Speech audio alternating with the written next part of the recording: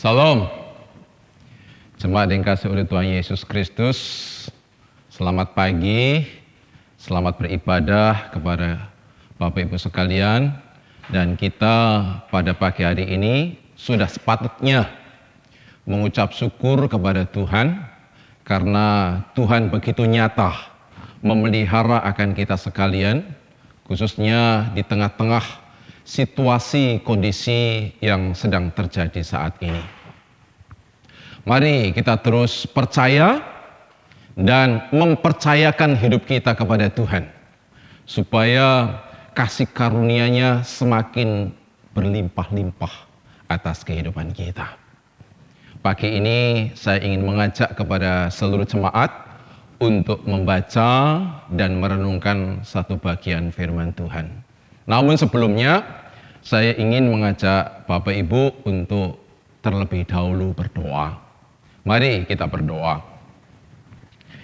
Bapa di surga yang kami sembah Engkau di dalam anak-Mu Tuhan kami Yesus Kristus, kami mengucap syukur untuk Engkau yang kembali menganugerahkan kepada kami pagi hari ini membaca dan merenungkan akan firman-Mu. Kami sadari akan keterbatasan kami dalam hal daya pikir dan terima hati kami terhadap firman-Mu. Karena itulah kami mau tunduk kepada otoritas Roh-Mu yang kuasanya akan menolong kami untuk kami dapat mengerti dengan baik dan benar setiap kebenaran dari firman yang akan kami dengar bersama-sama, supaya melalui firman-Mu kami diteguhkan dalam pengharapan kepada Tuhan, kami diperbaiki terus dalam hubungan kami bersama dengan Engkau, untuk kami semakin hidup berkenan dan menyenangkan serta memuliakan akan nama-Mu. Mari Tuhan, Engkau berfirman melalui dia hamba-Mu yang akan Engkau pakai untuk menyampaikannya, karena kami pun telah siap lagi untuk menerima. Di dalam nama Yesus Kristus, firman hidup yang kekal, kami sambut firman-Mu. Haleluya. Amin. Jemaat dikasihi oleh Tuhan, 2 minggu yang sudah berlalu, kita sudah merenungkan firman Tuhan yang terkait dengan laki-laki atau suami. Laki-laki harus takut akan Tuhan. Karena itulah yang membuka perkenanan Allah memberkati kita bersama dengan seluruh keluarga kita. Laki-laki atau suami harus mengasihi istri. Bagaimana suami-suami mengasihi istri? Yaitu mengasihi seperti Yesus mengasihi jemaat-Nya. Dan bagaimana Yesus mengasihi jemaat-Nya? Yaitu Dia rela memberikan segalanya, baik tubuhnya, darahnya, nyawanya, dan seluruh pengorbanannya bagi jemaat. Seperti itulah seharusnya suami-suami mengasihi istrinya. Cara lain dalam mengasihi istri adalah jangan berlaku kasar kepada istri. Kasar secara fisik dan juga kasar secara verbal atau kata-kata. Suami harus menjadikan istri sebagai teman pewaris kerajaan Allah. Artinya bahwa ketika kita berada dalam kesulitan, kita seringkali melibatkan istri untuk menanggung dan menggumulinya. Tapi ketika kita sukses, oleh karena kasih karunia dari Tuhan, kita juga harus melibatkan istri untuk menikmatinya. Jangan ketika kita susah, kita libatkan istri, tapi ketika kita berhasil sukses, kita melupakan istri. Itu namanya bahwa kita tidak menyertakan istri untuk mendapatkan kasih karunia yang bersama-sama dengan Tuhan. Nah, hari Minggu ini dan juga minggu yang akan datang, kita akan bersama-sama merenungkan firman Tuhan yang terkait dengan wanita atau perempuan atau istri. Tema kita pagi ini yaitu wanita cantik bagi Tuhan. Dan seperti apa sih wanita yang cantik menurut ukuran Tuhan itu? Kita akan mendasarkan renungan kita pagi ini dari Amsal pasal yang ke-31 ayat yang ke-30. Demikian firman Tuhan. Kemolekan adalah bohong dan kecantikan adalah sia-sia. Tetapi istri yang takut akan Tuhan dipuji-puji. Dari pembacaan firman Tuhan ini kita mengetahui seperti apa sih wanita atau istri yang cantik di hadapan Tuhan. Yaitu dia yang takut akan Tuhan. Nah, ciri-ciri orang yang takut akan Tuhan itu seperti apa? Ada beberapa ciri.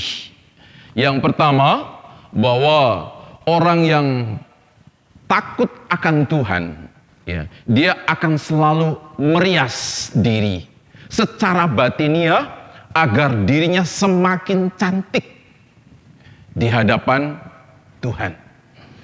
Ingat firman Tuhan bahwa manusia melihat yang ada di depan mata, tapi Tuhan melihat hati kita. Artinya bahwa orang yang takut akan Tuhan, dia akan selalu mempercantik yang dilihat oleh Tuhan. Dan apa itu? Yaitu hati atau batiniah kita. Kecantikan bagi seorang wanita itu penting, sangat berharga. Banyak wanita yang berjuang sedemikian rupa untuk membuat dirinya cantik.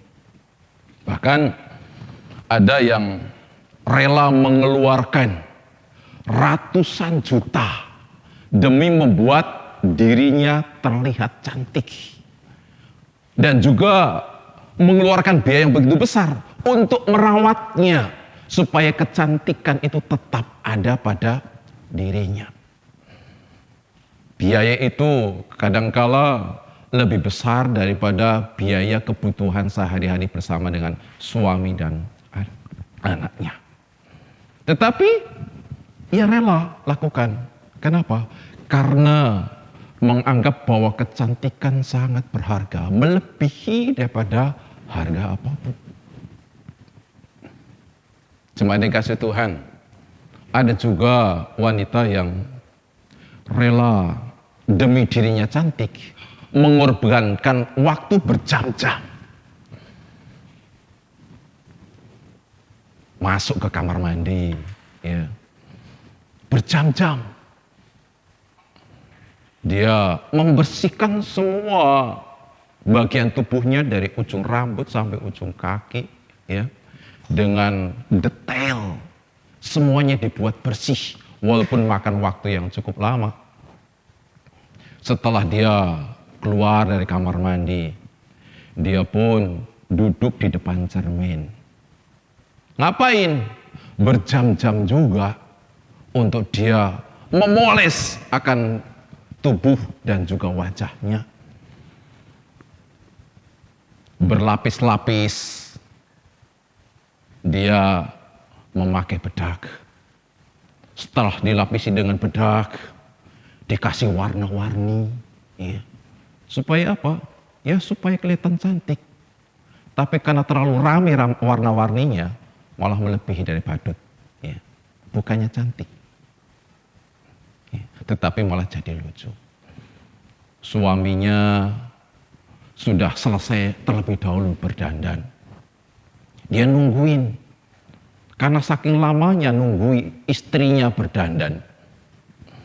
Dari yang berbau harum sampai berbau apek. Kenapa?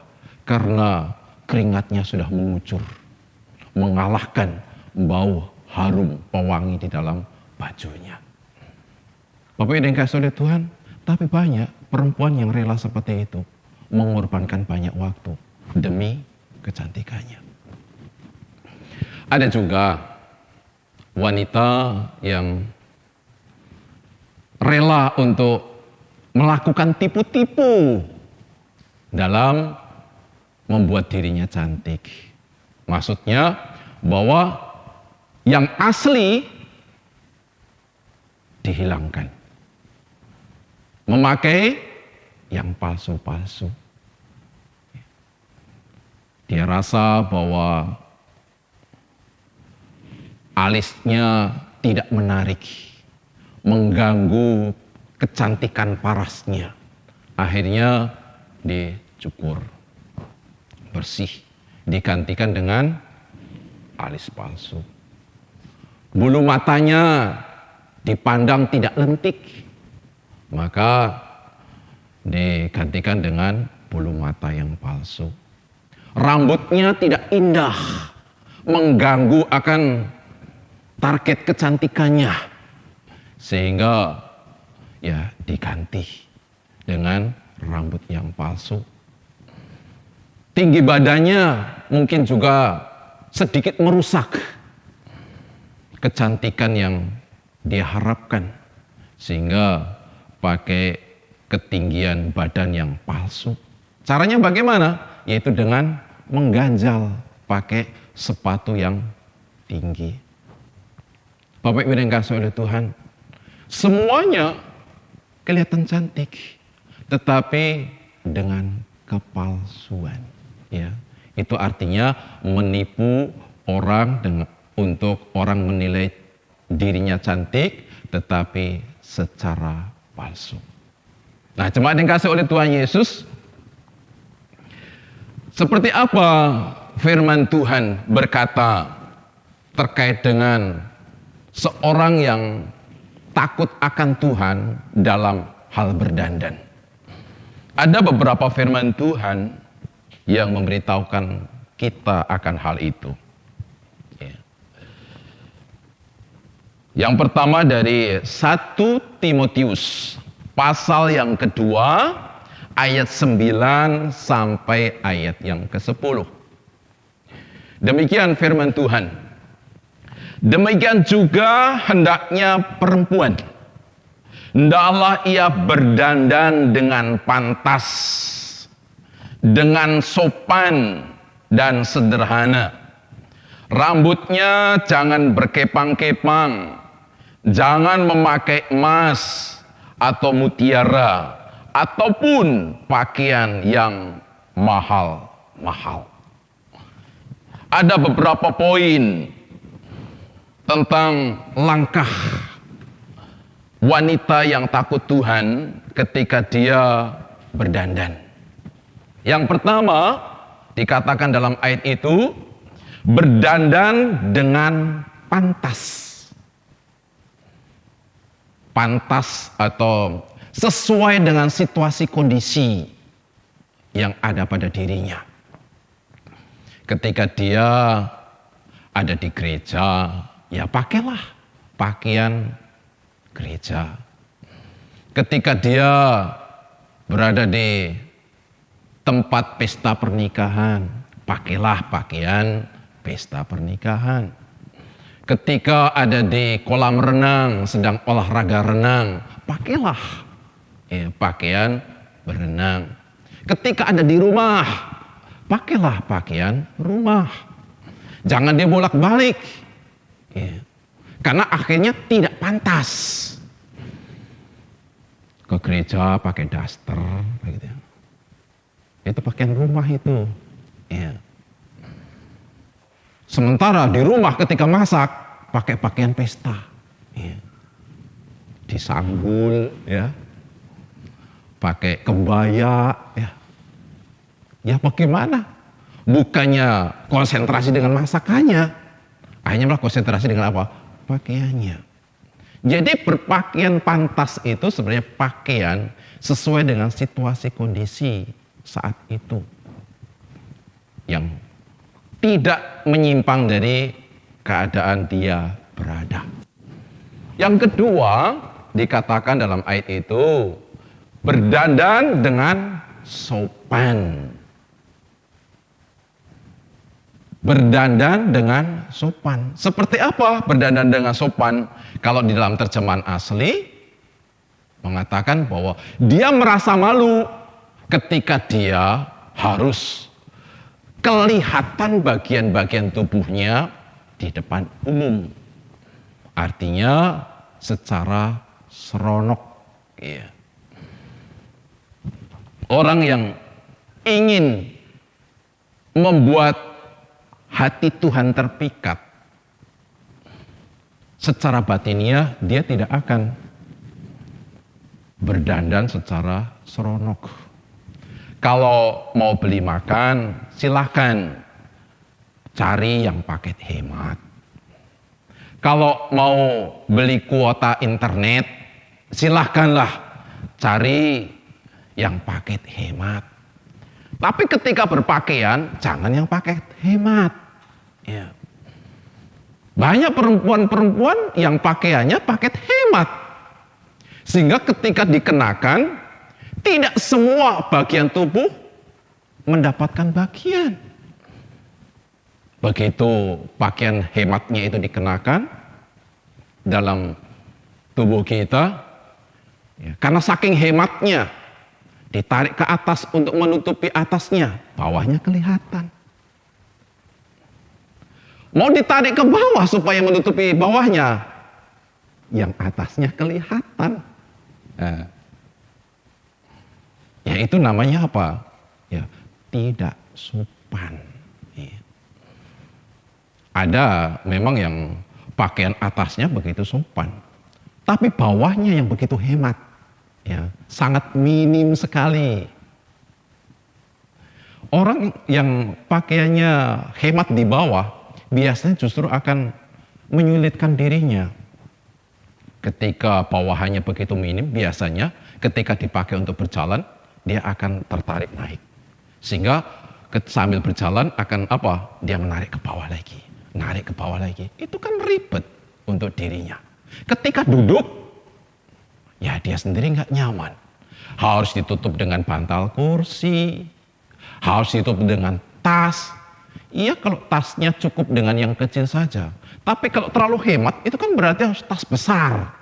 Mungkin pakai koper lah seperti itu kan. Iya. Sehingga ketika selesai duduk berdiri, nggak bisa berdiri. Kenapa? Karena ya dia sudah semutan. Nahan koper yang besar itu. Ya. Atau mungkin sudah keseleo. Ya. Jadi Bapak Ibu yang dikasihi oleh Tuhan, mari coba kita pakai pakaian yang sopan. Ya. Itu hal yang kedua. Yang ketiga, di ayat yang sama, berdandan dengan sederhana. Arti sederhana itu tidak wah, baik wah secara harga, wah secara model. Ya, itu bagian terakhir itu, kalau berpakaian jangan yang mahal-mahal. Ya. Tapi kan banyak orang supaya dilihat dirinya cantik, dia memakai pakaian-pakaian yang bermerek, yang mahal-mahal, ya, yang mungkin produk luar negeri. Jemaat yang kasih oleh Tuhan Yesus Kristus, untuk hal itu pun kadang-kadang rela sampai ngutang-ngutang, ya. Membiarkan biaya anak sekolahnya tidak terbayar, listrik di rumahnya nyaris diputus. Kenapa? Karena uangnya dipakai untuk pakaian yang mahal-mahal. Ya. Bahkan ngutang di tukang sayur setiap hari. Ya. Hanya apa? Demi pakaian yang mahal. Tapi firman Tuhan katakan, berpakaianlah dengan sederhana. Berikutnya lagi, ya, di ayat yang sama, yaitu jangan memakai emas. Banyak wanita-wanita yang berpikir bahwa ketika emasnya banyak di dalam tubuhnya, dia akan kelihatan cantik. Gini. Sehingga dia berusaha untuk mengenakan dalam bagian-bagian tubuh itu emas sebagai hiasan. Jarinya pakai cincin emas. Lengan tangannya pakai gelang emas. Lehernya dikasih kalung emas yang besar. Telinganya dikenakan giwang atau anting-anting yang sangat berat sehingga sampai jewer telinganya. Tidak cukup dengan itu, kakinya juga ditaruh gelang emas. Tidak puas pula, akhirnya apa? Lidahnya ditindik, ya, ditaruh emas juga. Kira-kira tambah cantik tidak? Saya yakin bahwa orang yang seperti itu tidak ada kepastian bahwa orang menilai dirinya cantik. Apalagi ketika orang itu secara bersamaan, ya, ingin memperlihatkan akan semua emas-emas yang dalam tubuhnya itu kepada orang yang melihat dirinya. Untuk orang melihat emas di dalam jarinya, itu kan berarti dia tidak boleh naruh jari di tempat yang biasa-biasa. Harus di tempat yang menarik orang. Kan gitu. Begitu pula ketika ingin memperlihatkan deretan gelang di dalam lengannya, ya, maka dia nggak boleh mengangkat jari tangannya ke atas, nanti akan melorot sehingga nggak kelihatan banyak dan indah. Akhirnya diangkat sedikit supaya orang melihat hiasan emas di dalam lehernya, ya jangan menunduk. Dia harus membusungkan dada, ya, memperlihatkan lehernya dengan kalung yang menggelantung di dalam lehernya itu. Terus supaya orang juga dalam waktu bersamaan melihat anting-anting yang besar yang menggelantung di dalam telinganya itu, ya. Maka disingkapkan rambutnya, ya, coba diangkat juga karena sambil juga memperlihatkan kalung di dalam lehernya. Supaya juga waktu bersamaan melihat emas di gelang kakinya. Ya jangan berjalan biasa-biasa, harus sambil sedikit-sedikit diangkat. Ya, ingin juga memperlihatkan emas di dalam lidahnya, karena itu lidahnya harus menjulur. Nah, kira-kira seperti itu sambil berjalan, tambah cantik nggak? Tambah cantik nggak? Ya, saya yakin nggak, malah kayak orang stroke. Gitu. Emang orang stroke itu tambah cantik? Enggak, ya. Makanya yang biasa-biasa saja, yang wajar-wajar saja, silahkan pakai ya hiasan emas, ya. Tapi ya jangan norak lah gitu, seperti toko emas berjalan. Kan seperti itu akan membuat orang-orang yang berlaku jahat malah akan mendapat kesempatan untuk menjahati dirinya. Ya. Jemaat yang dikasihi oleh Tuhan, itu yang keempat, ya, tentang bagaimana dia berdandan. Yang berikutnya lagi kita akan baca di dalam ayat yang lain, yaitu di dalam 1 Petrus pasal yang ke-3 ayat yang ke-4. 1 Petrus pasal 3 ayat yang ke-4. Demikian firman Tuhan. Tetapi perhiasanmu ialah manusia batiniah yang tersembunyi dengan perhiasan yang tidak binasa, yang berasal dari roh yang lemah lembut dan tentram, yang sangat berharga di mata Allah. Perhiasan yang tidak binasa, yaitu yang berasal dari roh yang lemah lembut, itu yang pertama. Yang kedua, yang tentram. Apa yang dimaksudkan dengan lemah lembut? Lemah lembut itu tidak identik dengan ketika berbicara nyaris nggak kedengeran, hanya komat kamit saja. Ketika memegang sesuatu tidak diraup, tapi hanya disentuh saja sehingga nyaris lepas. Bukan seperti itu orang yang lemah lembut, Bukan ketika dia berjalan, nyaris tidak kedengaran. Ya. Yesus adalah pribadi yang lemah lembut. Dalam Matius 11 ayat 29, demikian firman Tuhan. Pikulah kuk yang kupasang dan belajarlah kepadaku, karena aku lemah lembut dan rendah hati, dan jiwamu akan mendapat ketenangan. Matius 21 ayat 5, katakanlah kepada putri Sion, lihat rajamu datang kepadamu, ia lemah lembut dan mengendarai seekor keledai beban yang mudah. Ayat ini memberitahukan kepada kita bahwa Yesus adalah pribadi yang lemah lembut. Tapi ketika dia berbicara, mengajar lantang. Ya. Ketika dia harus menghadapi segala sesuatunya, menghadapi dengan tegas. Ya. Jemaat yang dikasihi oleh Tuhan Yesus Kristus, orang yang lemah lembut bukan berarti tidak boleh marah. Ya. Tuhan Yesus lemah lembut, tetapi dia juga marah.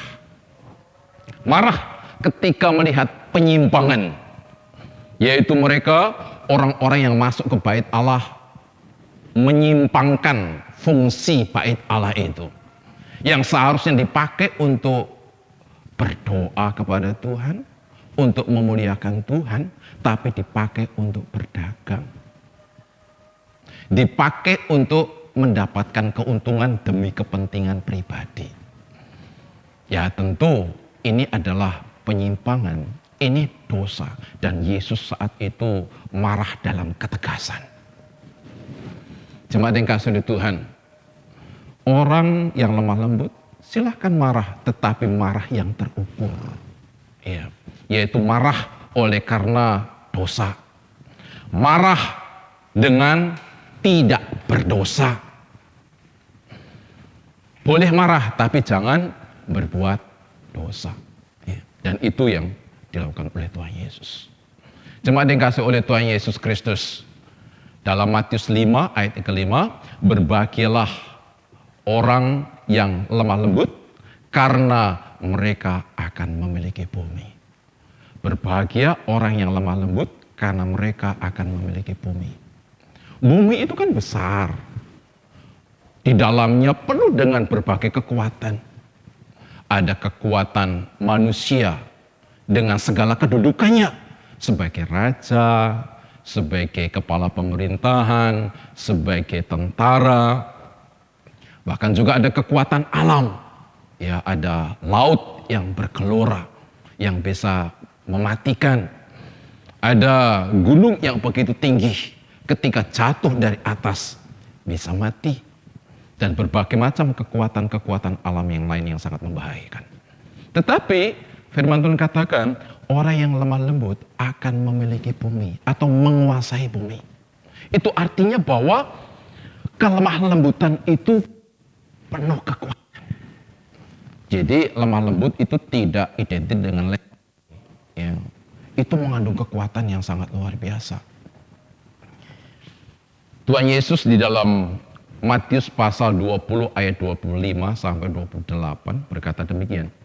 Tetapi Yesus memanggil mereka lalu berkata, kamu tahu bahwa pemerintah-pemerintah bangsa-bangsa memerintah rakyatnya dengan tangan besi, dan pembesar-pembesar menjalankan kuasanya dengan keras atas mereka. Tidaklah demikian di antara kamu. Barang siapa ingin menjadi besar di antara kamu, hendaklah ia menjadi pelayanmu, dan barang siapa ingin menjadi terkemuka di antara kamu, hendaklah ia menjadi hambamu. Pemerintah-pemerintah bangsa-bangsa yang ada di dunia ini memerintah rakyatnya dengan tangan besi. Begitu pula pembesar-pembesar menjalankan kuasanya dengan keras. Untuk apa? Untuk bisa menguasai sesuatu yang besar. Tetapi Yesus katakan, tidaklah demikian di antara kamu. Ya. Siapa ingin menjadi besar, haruslah menjadi pelayanmu. Siapa ingin menjadi terkemuka, haruslah menjadi hambamu. Pelayan, hamba, itu orang yang kerjanya tidak pakai tangan besi. tidak pakai kekerasan, tapi dengan kerendahan hati, ya, dengan penguasaan diri, dengan kelemah lembutan. Dan itulah yang dikerjakan oleh pribadi yang lemah lembut, yaitu Yesus Kristus. Dia datang ke dunia ini untuk mendirikan kerajaan Allah, bukan dengan tangan besi, bukan dengan kekerasan, tapi dengan kelemah lembutannya. Dia menjadi hamba. Apakah tidak ada hasil? Hasilnya sangat luar biasa. Banyak penguasa-penguasa, banyak pembesar-pembesar ingin menghentikan perkembangan dari kerajaan Allah yang dirintis dengan kehambaan Kristus, tetapi tidak berhasil. Justru semakin hari semakin mendunia. Nah, itu bukti bahwa kelemah lembutan itu memiliki kekuatan luar biasa. Karena itulah Tuhan menyarankan kepada kita melalui firman-Nya supaya kita memakai perhiasan.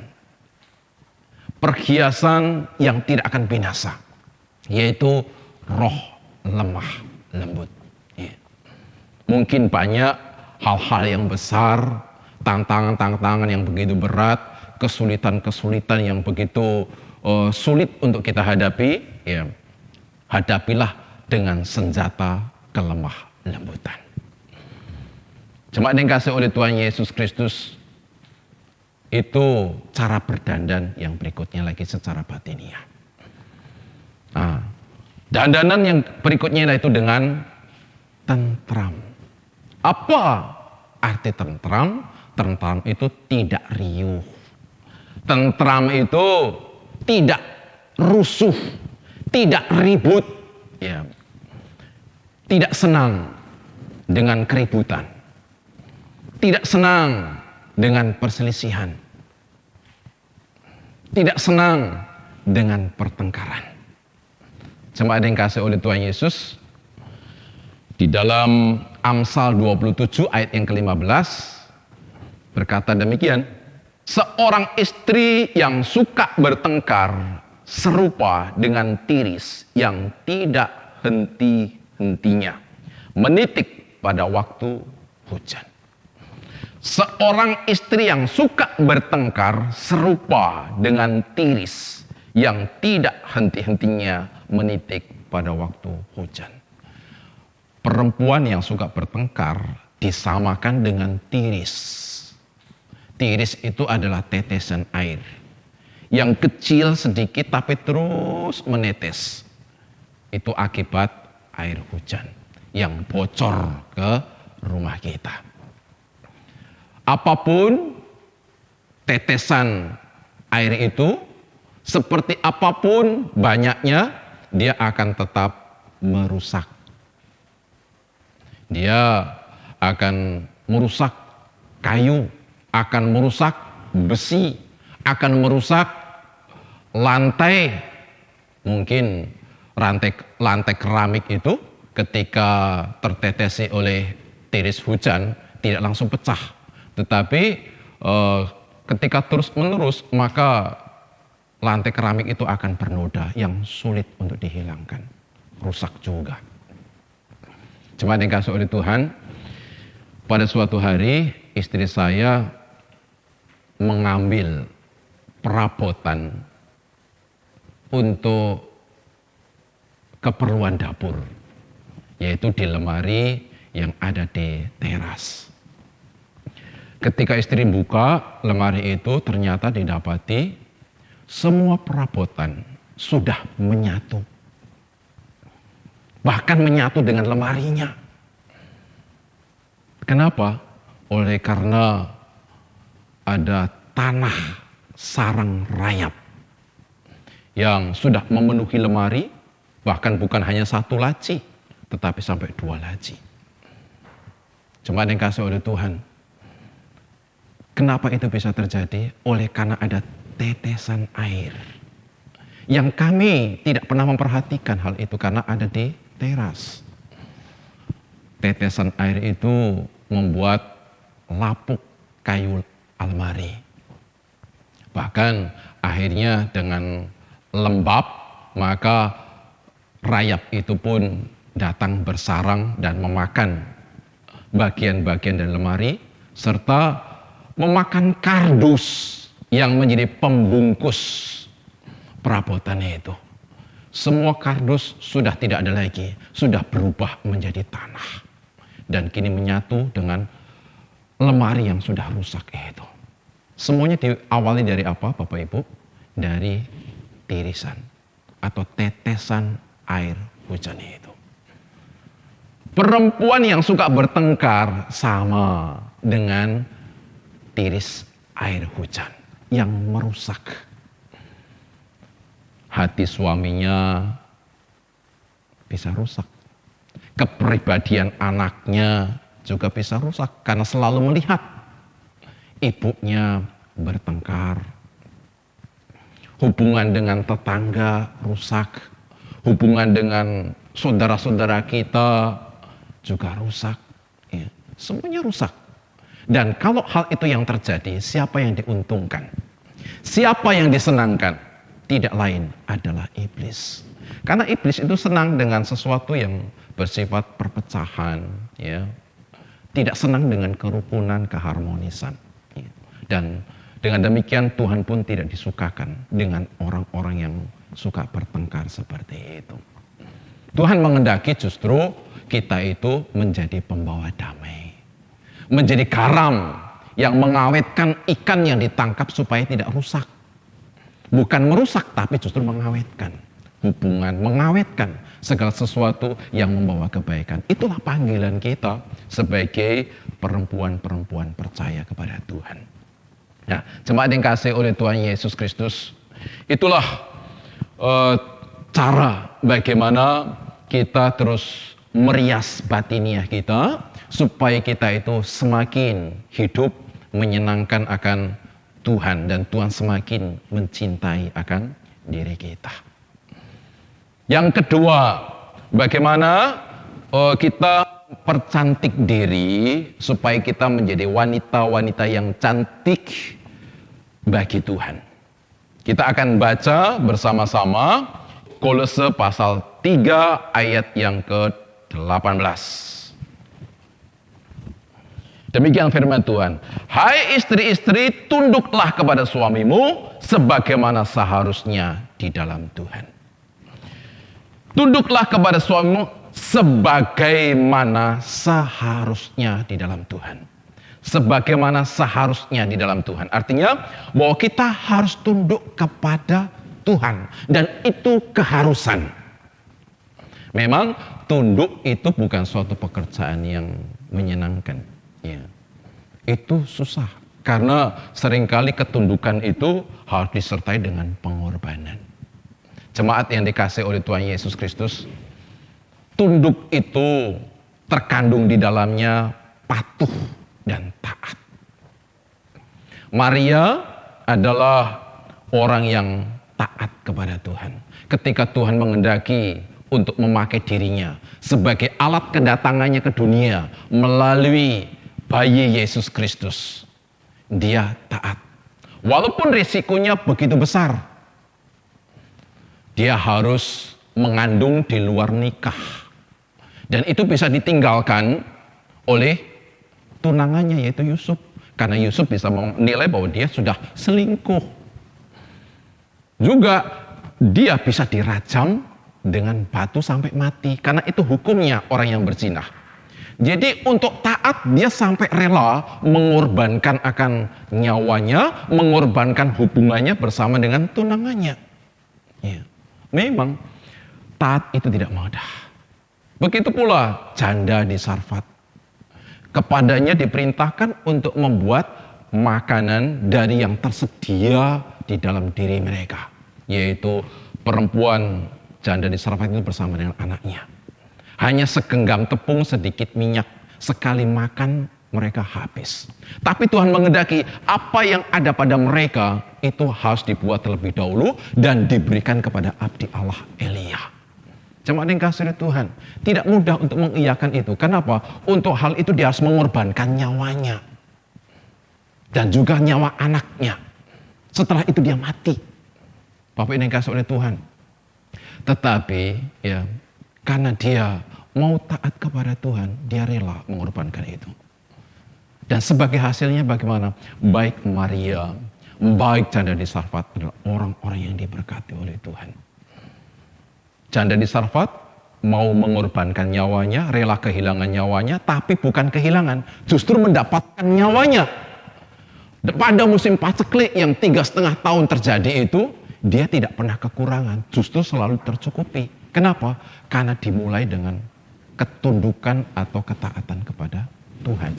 Sangat jauh berbeda dengan Safira yang kompromi dengan suaminya yang mau berdusta kepada Tuhan.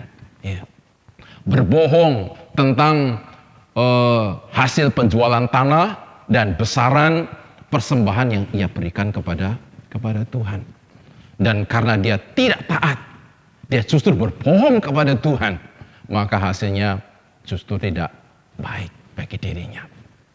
Istri Lot juga sama, ya, dia tidak tunduk, tidak taat ya, kepada Tuhan. Hasilnya apa? Juga keadaan yang tidak baik.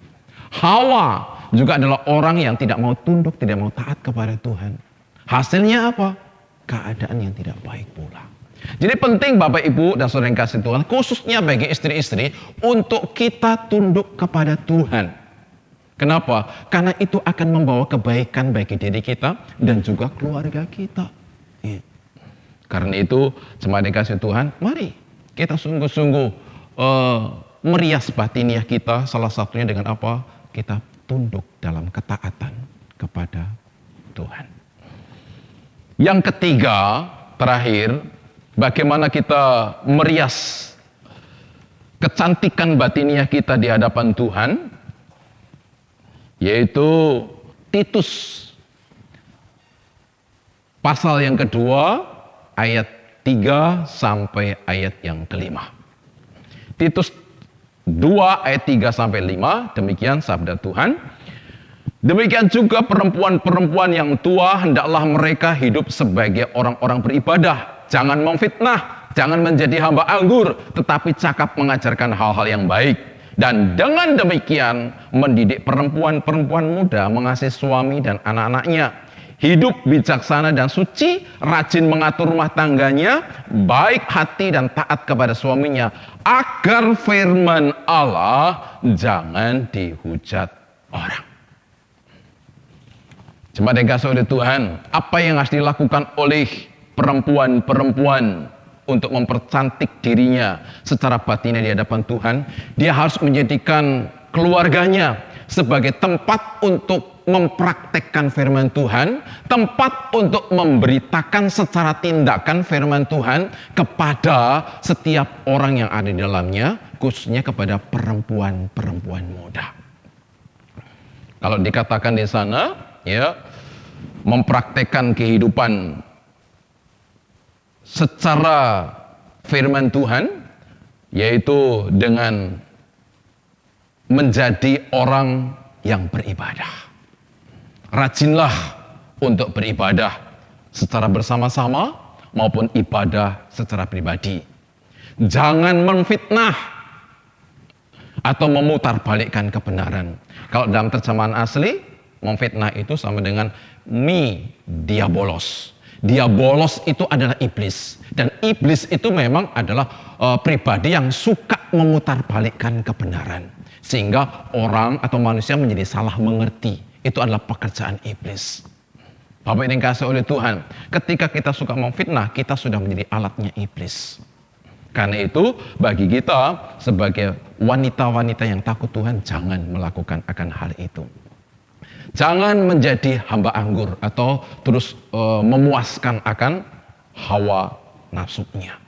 Tetapi perhatikan, dikatakan dalam ayat itu, tetapi cakap mengajar hal-hal yang baik. Apa yang dimaksud dengan hal-hal yang baik?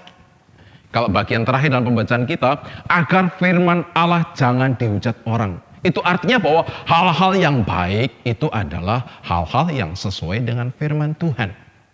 Jadi lakukanlah segala kesibukan dan tanggung jawab di tengah-tengah keluarga, dalam hubungannya dengan suami, dalam hubungannya dengan anak, dalam hubungannya dengan cucu, dalam hubungannya dengan nenek, dengan kakek, di atas prinsip kebenaran firman Tuhan. Supaya apa? Dikatakan dalam ayat itu, dengan demikian mendidik perempuan-perempuan muda. Dengan kita sebagai perempuan tua melakukan hal itu secara tidak langsung akan mendidik dan mengajari mereka, perempuan-perempuan muda, untuk melakukan hal yang sama, yaitu mengasihi suami, mengasihi anak, ya, hidup dalam kesucian, mengatur rumah tangga, semuanya didasarkan atas prinsip firman Tuhan. Jemaat yang kasih oleh Tuhan Yesus, hasil survei ya dalam satu lembaga pada tahun 2017 ya memberitahukan bahwa orang yang paling berjasa secara rohani ya, itu bukan pendeta, tapi orang-orang di dalam rumah orang itu. Perbandingannya, untuk pendeta itu membawa pengaruh hanya 30%. Sementara untuk orang-orang dalam rumah itu, termasuk mereka orang tua, termasuk kakek nenek kepada cucunya, yaitu 70%. Kenapa itu terjadi? Karena ya pertemuan dengan pendeta atau rohaniwan itu terbatas. Mungkin seminggu sekali, seminggu 2 kali. Tapi kepada mereka, anggota keluarga, sehari-hari. Itu artinya bahwa setiap waktu akan melihat dan mendengar langsung tentang pengajaran-pengajaran yang didasarkan atas firman Tuhan. Jadi jangan sia-siakan akan kesempatan itu. Jangan menyalahkan akan rohaniwan. Jangan menyalahkan guru sekolah minggu. Ya. Tetapi mari, mungkin kita sendiri yang tidak mendasarkan segala sesuatu ketika kita melakukan pekerjaan kita di keluarga tidak didasarkan atas firman Tuhan. Jadi lakukanlah segala sesuatu didasarkan atas firman Tuhan, jangan didasarkan atas materi, jangan didasarkan atas kemolekan tubuh, jangan didasarkan atas gaya hidup yang manipulatif, ya. Tetapi firman Allah yang harus menjadi dasar bagi orang-orang yang ingin cantik secara batinnya di hadapan Tuhan. Jemaat yang kasih oleh Tuhan, akibat daripada orang-orang yang melakukan itu apa? Ya. 1 Petrus 3 ayat 1-2 demikian. Demikian juga kamu, hai istri-istri, tunduklah kepada suamimu, supaya jika ada di antara mereka yang tidak taat kepada firman, mereka juga tanpa perkataan dimenangkan oleh kelakuan istrinya, jika mereka melihat bagaimana murni dan salehnya hidup istri mereka. Suami-suami akan dimenangkan, akan dipertobatkan, khususnya bagi mereka orang yang belum sungguh-sungguh hidup dalam firman. Mungkin sudah percaya, tapi belum sungguh hidup di dalam firman. Mungkin belum hidup dalam firman Tuhan karena belum percaya. Dan mereka akan bisa dipertobatkan melalui apa? Ketika mereka melihat kehidupan istrinya yang murni dan saleh, yang cantik secara batiniah. Itu dampak yang bisa terjadi di dalam kehidupan kita. Dan dampak yang lain, ya, yaitu apa? Di Amsal 31 ayat 28, anak-anaknya bangun dan menyebutnya bahagia, pula suaminya memuji dia. Ya. Anaknya akan berbahagia, suaminya akan memuji dia. Perempuan itu senang dipuji. Kalau sudah dipuji, apapun yang tidak diminta akan diberi. Apapun yang tidak disuruh akan dilakukan. Makanya suami-suami senanglah memuji ya, istrinya. Anak-anak senanglah memuji ibunya. Ya, karena itu yang akan membahagiakan dan akan membuat mudah untuk memberikan apa yang kita harapkan. Tetapi bagi para wanita atau istri-istri, jangan melakukan sesuatu hanya untuk target mendapat pujian dari suami, dapat pujian dari anak. Targetnya adalah bagaimana kita mendapat pujian dari Tuhan. Karena ketika Tuhan sudah memuji kita, kita akan mendapatkan jauh lebih besar dari hal yang kita harapkan. Ingat tentang talenta, ada yang dapat 5 talenta, ada yang dapat 2, ada yang dapat 1. Kepada yang 5 dan 2, ya, sang Tuhan pemilik talenta memuji, baik sekali hai hambaku yang baik dan setia. Engkau telah setia dengan perkara kecil, aku akan memberikan perkara yang lebih besar. Ya. Dipuji dulu, baru nanti dia akan menerima. Tapi sebaliknya yang dicela, yaitu yang memiliki 1 talenta, bukannya ditambah, malah akan diambil. Jadi ketika kita melakukan segala sesuatu, ya jangan semata-mata untuk mendapatkan pujian dari suami, mendapat penghargaan dari anak. Tapi terlebih-lebih adalah mendapatkan pujian dari Tuhan. Karena itulah yang akan mendatangkan kebaikan bagi hidup kita. Kini jadilah wanita-wanita yang cantik di hadapan Tuhan. Tuhan Yesus memberkati kita sekalian. Amin. Jemaat dikasih oleh Tuhan Yesus, mengakhiri akan perenungan kita akan firman Tuhan. Mari kita mengucap syukur dan berdoa. Bapa di surga, kami bersyukur kepadamu oleh karena Engkau sudah berkenan menyatakan kebenaran-kebenaran-Mu bagi kami, khususnya kami yang Engkau tetapkan sebagai wanita, sebagai istri, sebagai perempuan tua maupun perempuan muda. Biarlah kami semua sungguh-sungguh berfokus di dalam memperias diri, bukan memperias diri hanya secara lahiriah. Karena seperti firman-Mu, kemolekan adalah bohong, kecantikan adalah sia-sia, tetapi takut akan Tuhan adalah mendatangkan kepujian. Biarlah kebenaran dari firman-Mu ini akan menolong kami dalam kami menyikapi anugerah kehidupan sebagai perempuan, supaya kami sungguh-sungguh memerankan diri dengan segala tanggung jawab kami di atas sikap takut akan Engkau. Meteraikan akan firman-Mu Tuhan, dan biarlah Roh-Mu menolong kami untuk dapat menjadi pelakunya. Ini syukur dan doa kami ya Tuhan, di dalam nama Yesus kami sudah berdoa. Amin. Jemaat dikasih oleh Tuhan Yesus Kristus, kita akan mengakhiri ibadah kita dengan menerima doa berkat. Dan untuk hal itu, kepada seluruh jemaat saya undang bangkit berdiri. Kita akan menyanyi satu pujian, yaitu Seperti Wanita Mengurapimu.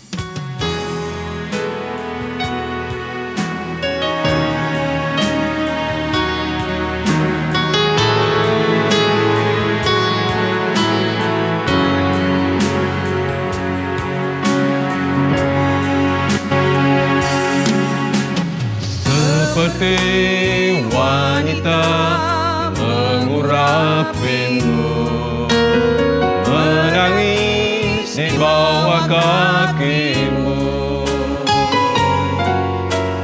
Demikian hidupku mengasihimu, Yesus Engkau baik bagiku. Sampai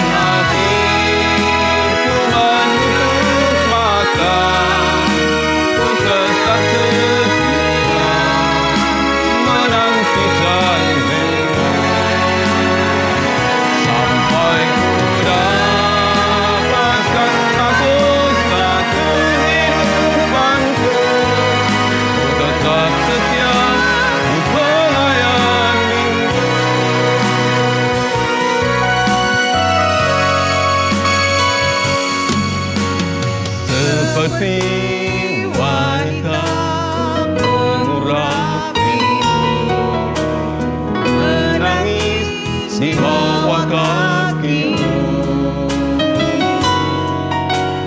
Demikian hidupku mengasihimu, Yesus Engkau baik bagiku.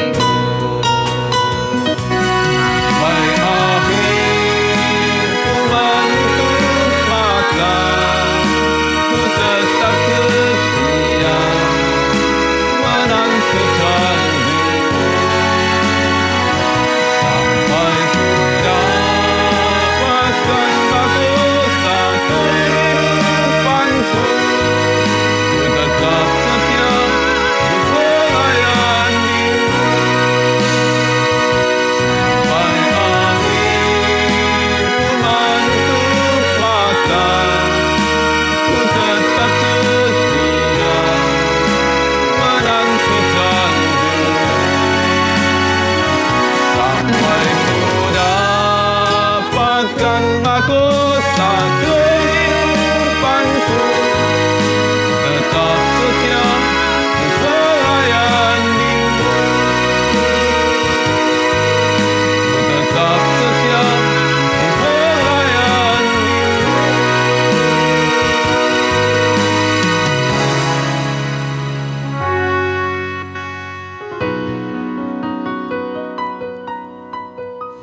Jemaat dikasihi oleh Tuhan Yesus, mari kita arahkan hati kita kepada Tuhan untuk menerima berkat-Nya.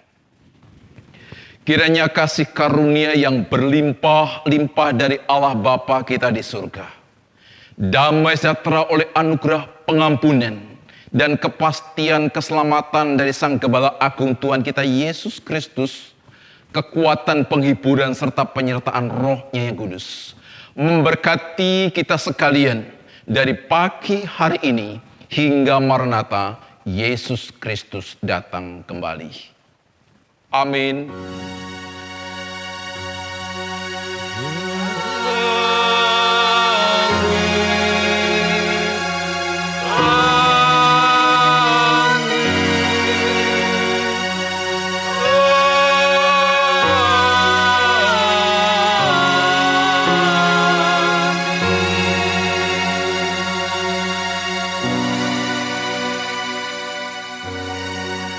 Ibadah telah selesai, kiranya Tuhan memberkati kita sekalian. Amin.